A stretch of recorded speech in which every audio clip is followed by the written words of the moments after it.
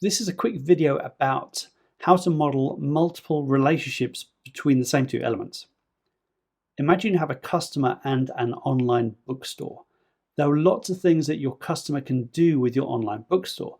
They can make purchases, they can make pre-orders, they can browse, they can search, or maybe they can view their previous orders. In order to describe this with a diagram, what many people do is they'll draw two boxes and then have one arrow per major use case, story, or feature. And that's fine and it's accurate, but when you add more features, you have to add more arrows. A better way to think about this is that there's actually a single relationship between your customer and the online bookstore. So maybe the customer uses the online bookstore, or maybe a better way to phrase that is that the customer browses and makes purchases using the online bookstore.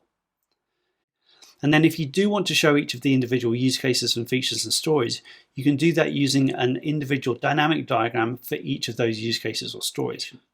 I'll add a link down below to dynamic diagrams from the C4 model. Essentially then the way you are describing this now is you have a single relationship in your static model, and each dynamic diagram shows an instance of that relationship. So there you go, a quick tip on how to model multiple relationships between the same two elements.